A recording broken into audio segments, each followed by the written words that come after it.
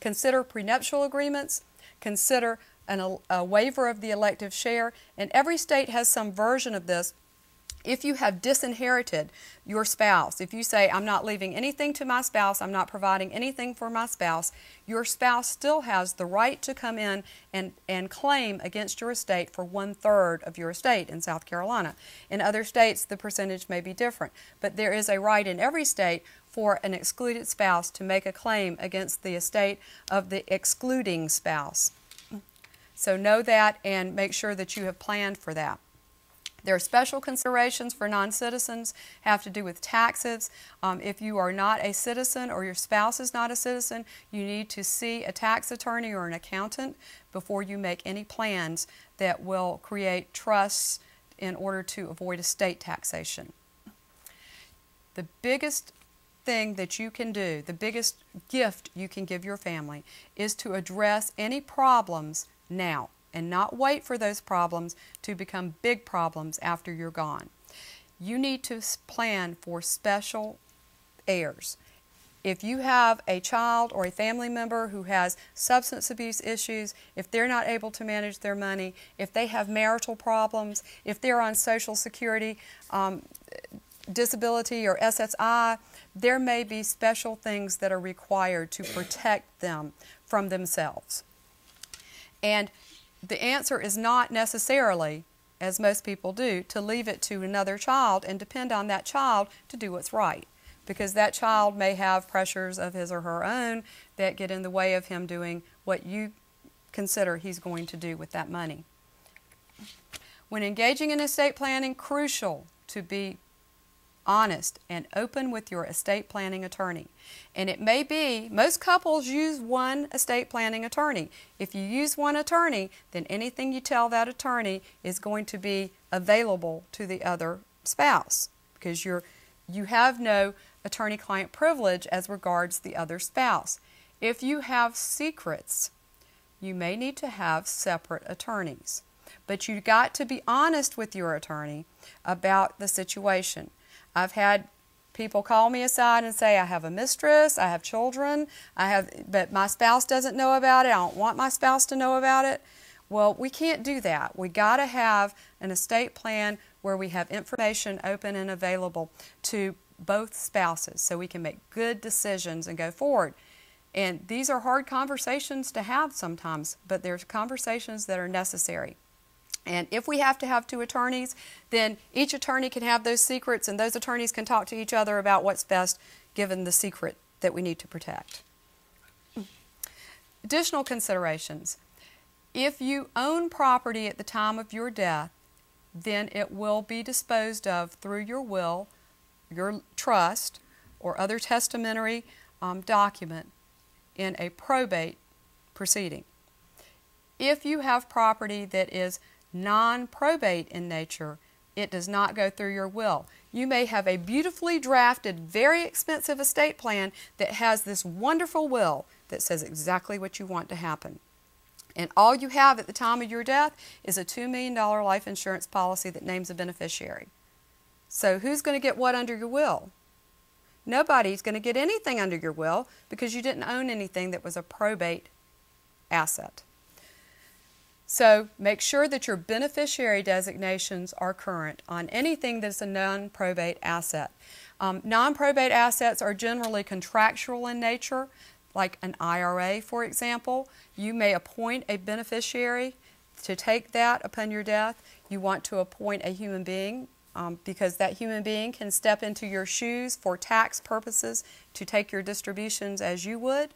Otherwise, an estate, if you name the estate as a beneficiary, or a trust, would have to cash out that IRA and pay all of the tax in a lump sum.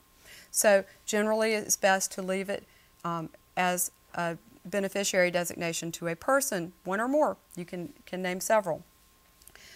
Your life insurance policies. I have folks coming in all the time that are World War II veterans, and they have this little serviceman's life insurance policy, and it's paid up and it's worth $2,500, and their mother is named as the beneficiary. Obviously, they have not updated their beneficiaries in a very long time. So it is incumbent on you to periodically check every 3 to 5 years to make sure that your beneficiary designations are current. Any bank or brokerage account that has another person's name on it in South Carolina by statute is a joint tenancy with right of survivorship. That may not be true in all states, but if you put a child's name on your bank account for convenience, that child becomes a co-owner of that account and gets it when you die, much to the chagrin of the surviving children who thought that they should have gotten a part of that too. So if you're doing something because of convenience, consider using a power of attorney in lieu of making them a joint owner, or consider making a payable on death designation so that at your death then it goes directly to the person that you have chosen to get it. If you have not done a power of attorney, if you have not given anybody the authority to do things for you, if you are incompetent, then the alternative is for somebody to go to a probate court and ask to be appointed as a fiduciary. A guardian, a conservator, depending on the state, the title may be different, maybe guardian of the person and guardian of the estate, but essentially they are two different positions, one to make decisions about the person, where they live, health care they get, and that sort of thing, the other to take care of the money. If it is a conservatorship, generally the fiduciary must post a bond that comes out of the assets of the incapacitated person. It's a very expensive proceeding. It's onerous. They have to submit accountings to the court. They generally have to have orders for any expenditure at all, even if it's for you. So you have taken away any flexibility in how you are going to live your life. Now a probate judge is going to step in and decide how you're going to live your life.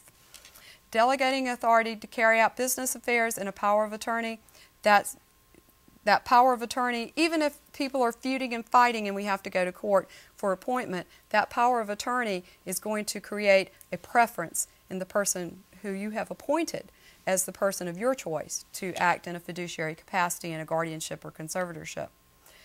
Consider the amount of time, the amount of money that it's going to cost you out of your money for this to happen, to take care of you. And I think you'll come to the conclusion that it's probably far cheaper to do appropriate planning up front than to let an emergency crisis situation occur. The alternative to having a will or other testamentary instrument, of course, is intestacy. If a person dies without a will, then the intestacy statute decides where their property goes. And the intestacy statute may be the one in the state of domicile, it may be the one in the place where the property lies. That's a conflict of laws question that has to be litigated generally. Our position is always when we file something that it's going to be the domicile of the person who is deceased.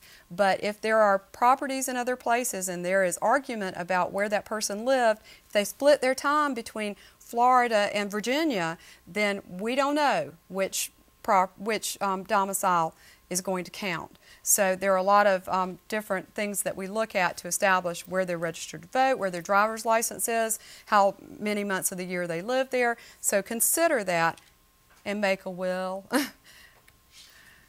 Basic documents: the will, designed to transfer property upon death. Probate's required upon death in order for the property to go from you as the decedent to your heirs. A will may be changed or revoked at any time so long as you are competent to do so. Most states allow, under the Uniform Probate Code, for you to attach a memorandum to that will disposing of items of personal property. I encourage you to do this because every one of your children will have a different recollection about who got grandmama's ring when you go. So if you write it down, it's in your handwriting, it's attached to the will, then nobody can say, that's not what mama wanted done. Write down all of those things that you think will create any family discord, put it on that list, put it with your will. If you change your mind and you revoke your will, you should probably do a new one. Make sure that you have one in place, or you have some testamentary instrument in place to make sure that your stuff goes where you want it to go. The will also nominates a personal representative, the person who is to marshal the assets of the estate and distribute them in accordance with your wishes. Any property passed at death through a probate receives a step up in basis, so if it is sold by an heir, then that can reduce or eliminate future capital gains.